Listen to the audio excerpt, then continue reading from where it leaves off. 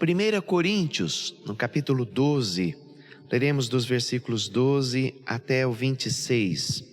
1 Coríntios, capítulo 12, versículos do 12 até o 26.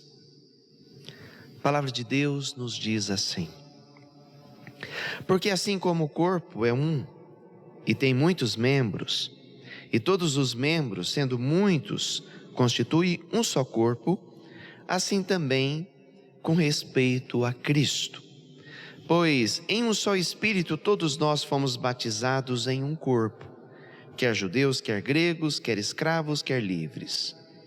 E a todos nós foi dado beber de um só Espírito, porque também o corpo não é um só membro, mas muitos. Se disser o pé, porque não sou mão, não sou do corpo, nem por isso deixa de ser corpo. Se o ouvido disser, porque não sou olho, não sou do corpo, nem por isso deixa de ser. Se todo o corpo fosse o olho, onde estaria o ouvido? Se todo fosse ouvido, onde o olfato? Mas Deus dispôs os membros, colocando cada um deles no corpo, como lhe aprouve. Se todos, porém, fossem um só membro, onde estaria o corpo? O certo é que há muitos membros, mas um só corpo.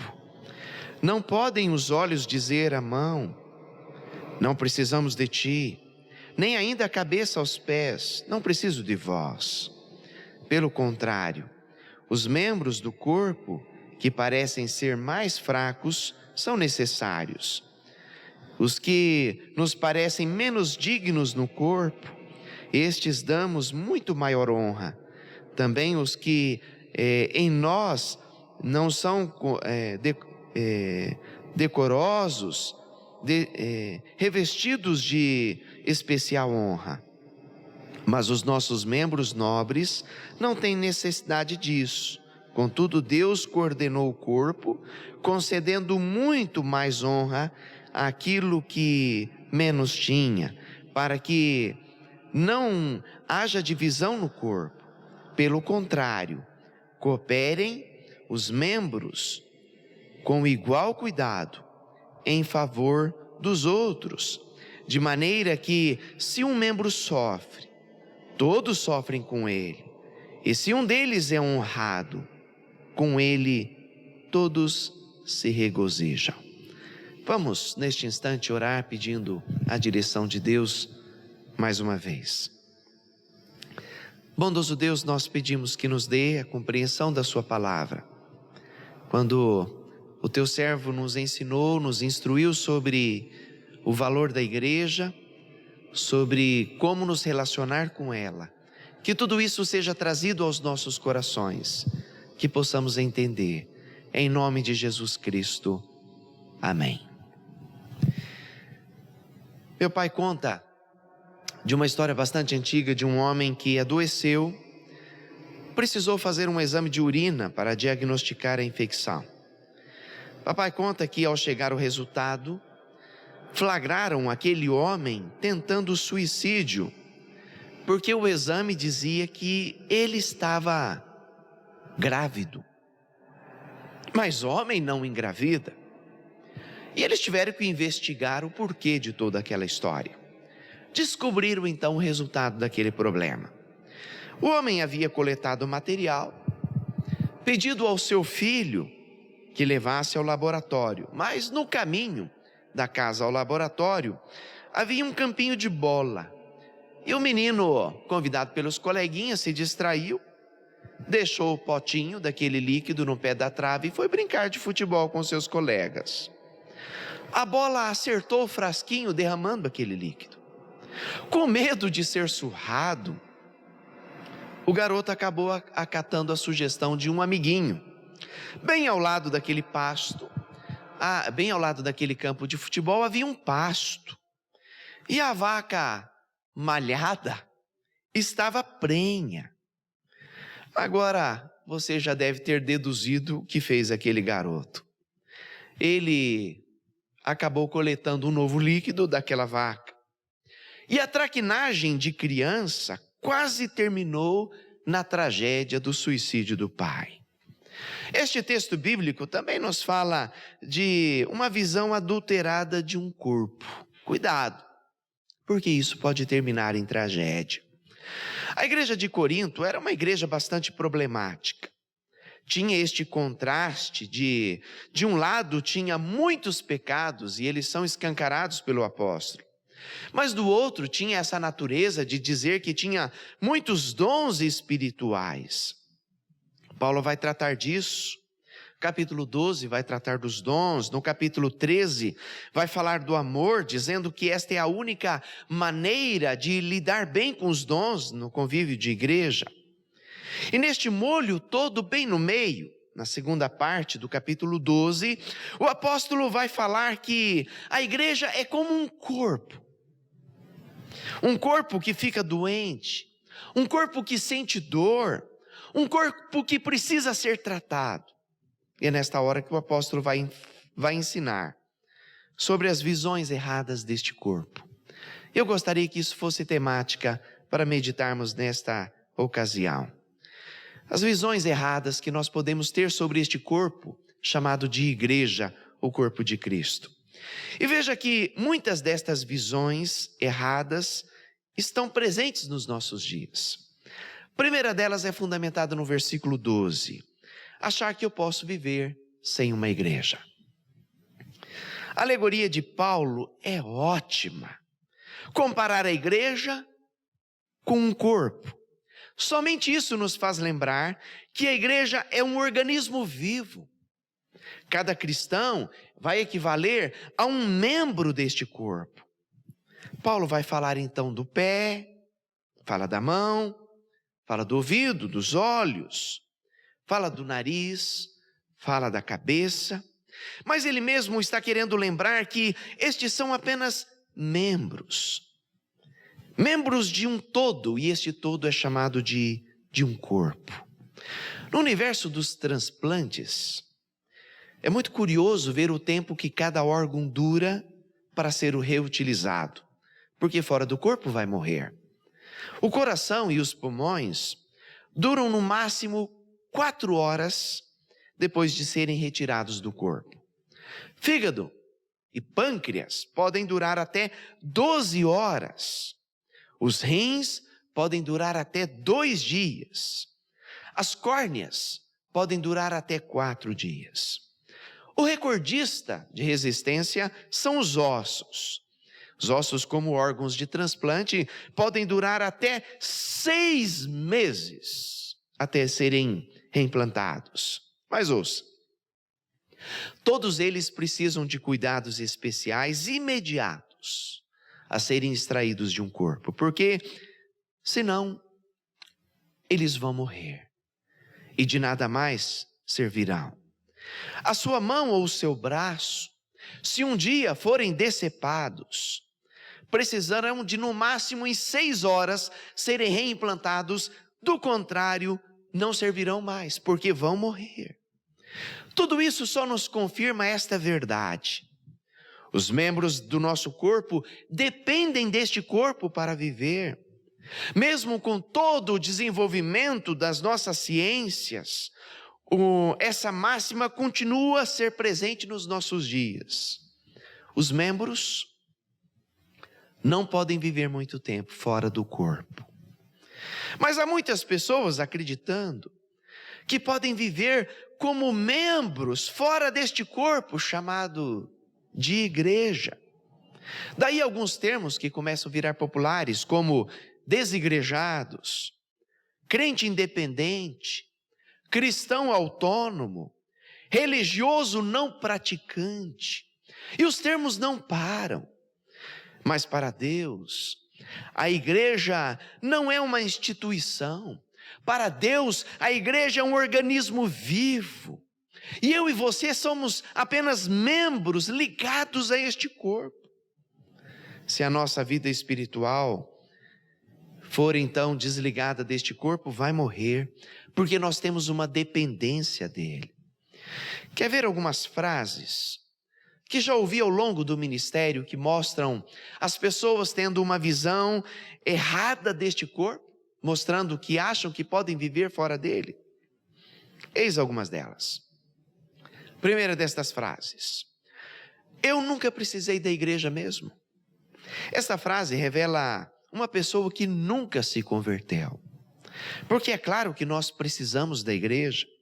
O versículo 21 lembra que ninguém pode dizer que não precisa da igreja, porque seria como se a mão estivesse afirmando que não precisa do corpo. Uma vez fora dele, logo ela vai morrer.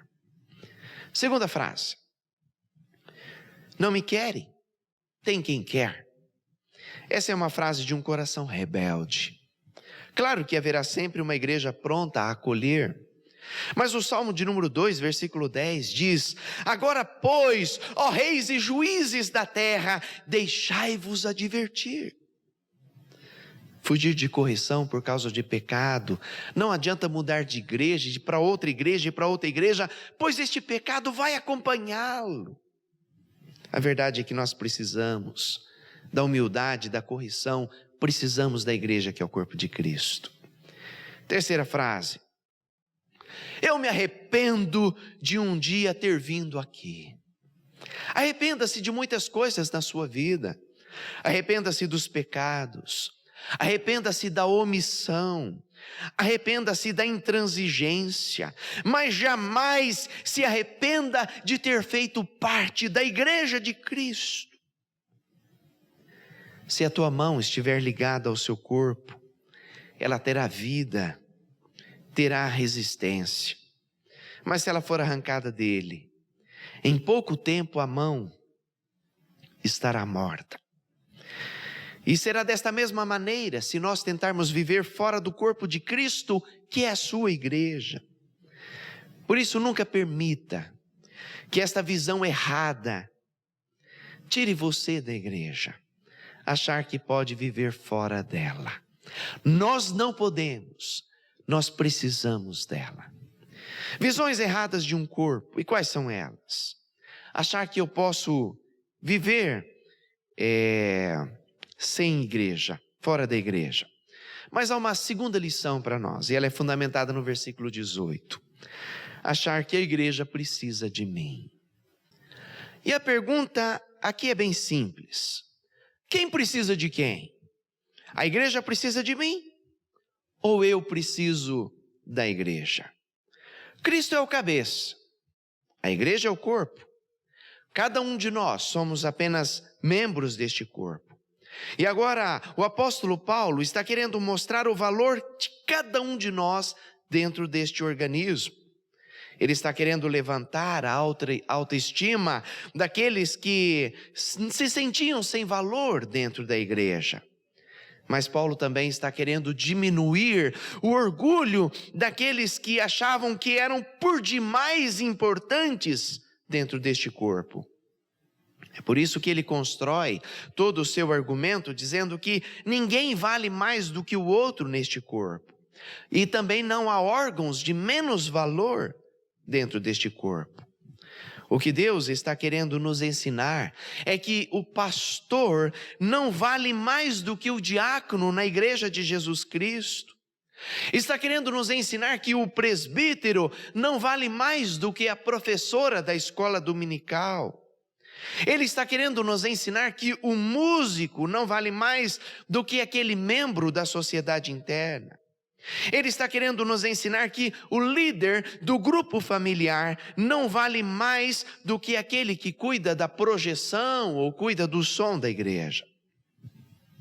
O que Deus está querendo nos ensinar é que não importa o cargo ou a função que você exerça na igreja, nós somos, aos olhos de Deus, todos iguais. E para que a igreja caminhe bem, não há pessoa mais importante que a outra dentro deste processo. Mas a maior de todas as vaidades é mesmo alguém achar que a igreja precisa por demais dela. Precisa tanto dela, que precisa mais dela do que ela mesma da igreja.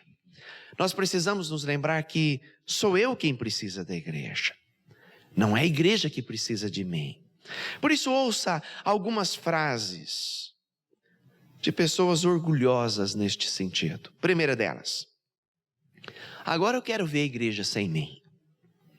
A igreja caminhará bem, caminhará do mesmo jeito sem qualquer um de nós, porque Deus é o dono da igreja e não nós. E essa é mais uma máxima de Deus: todos nós somos importantes na igreja, mas nenhum de nós é insubstituível dentro da igreja. Segunda frase: quero ver quem vai fazer o que eu fazia.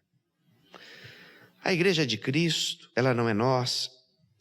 E sendo de Cristo, Ele sempre levantará alguém para ocupar o nosso lugar e fazer aquilo que nós fazíamos.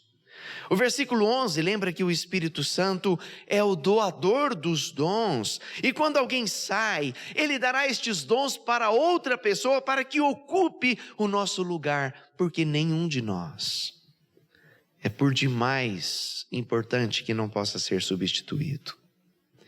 Terceira frase, orgulhosa: agora vão ver o quanto eu farei falta. Claro que todos nós fazemos falta, mas a igreja fará absurdamente mais falta na vida desta pessoa do que esta pessoa na vida da igreja. Porque Deus sempre levantará alguém para ocupar o meu lugar. Mas em lugar algum eu encontrarei um espaço na minha vida que suprirá a importância da igreja. Sem igreja, eu tenho uma série de problemas na minha vida espiritual. Sem igreja eu não posso exercer os meus dons. Sem igreja eu fico sem comunhão. Sem igreja eu fico sem correção. Sem igreja eu fico sem crescimento. Sem igreja não posso exercitar o meu amor cristão. Sem igreja não posso exercitar o perdão. Por isso eu preciso mais da igreja do que a igreja precisa de mim. Eu vi uma frase que diz assim que eu não sou o salvador da igreja, mas a igreja apresenta o salvador da minha alma. Por isso nós precisamos nos lembrar que carecemos mais da igreja do que a igreja carece de nós.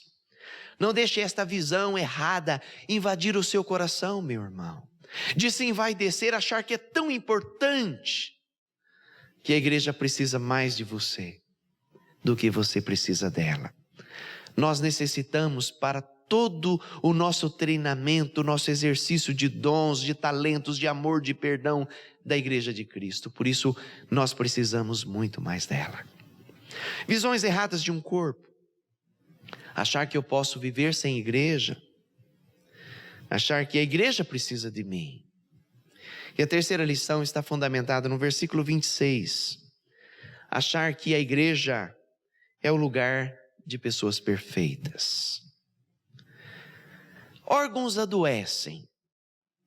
Inerentes ao restante do corpo, você pode encontrar apenas um órgão doente. Contudo, todo o corpo sofrerá por aquele órgão que está doente. Você quer ver? Basta se lembrar de uma pessoa que teve já algum dia um problema de uma simples unha encravada. O problema não é do corpo inteiro, é lá só do dedo. É apenas de um dedo. Mas chega um ponto que você não consegue, por causa daquele dedo doente, não consegue exercitar o seu lazer, não consegue ir para o trabalho, dependendo do tamanho deste comprometimento de uma simples unha encravada, até perder o apetite e não conseguir comer direito, você pode chegar.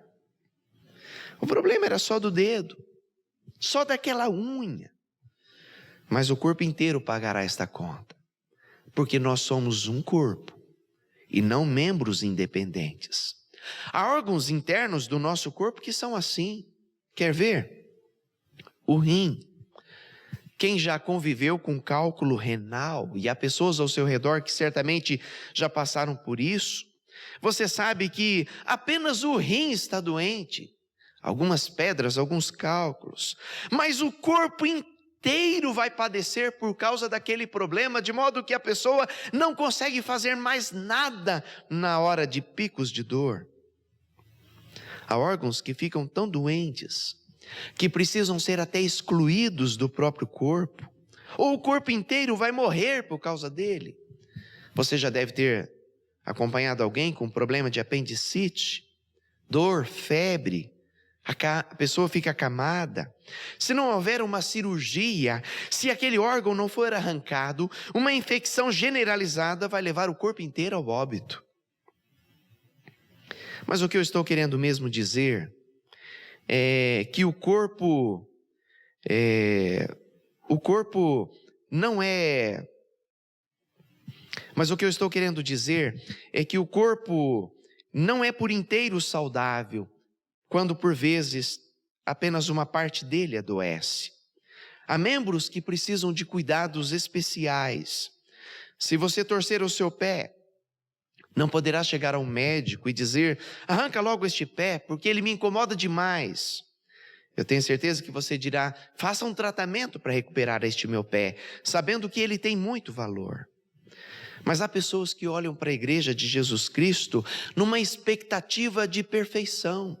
O corpo pode estar inteiro saudável, mas se um órgão estiver doente, a pessoa diz que a igreja toda não serve mais. Veja mais uma vez algumas frases que revelam esta verdade. Primeira frase: eu não vou à igreja, lá tem gente pior do que eu. E deve mesmo ter gente pior, mas eu tenho certeza que vai ter gente melhor também. Porque basta o seu coração dizer que não precisa da igreja, já revela que você está doente, e certamente lá haverá pessoas melhores do que você. Igreja é como um hospital. No hospital tem o lado bom. Hospital tem a maternidade, onde pessoas estão nascendo. Hospital tem clínica de check-up, onde a pessoa vai para apenas conferir de que está tudo bem e ouvir do médico: você está ótimo, faça apenas a manutenção do que está acontecendo. Mas a igreja é como um hospital. Tem também o seu lado ruim. A igreja tem UTIs, e nela há pessoas que estão de alto risco. A igreja tem o pronto-socorro, e nela chegam pessoas sem perna, sem dente, olho furado.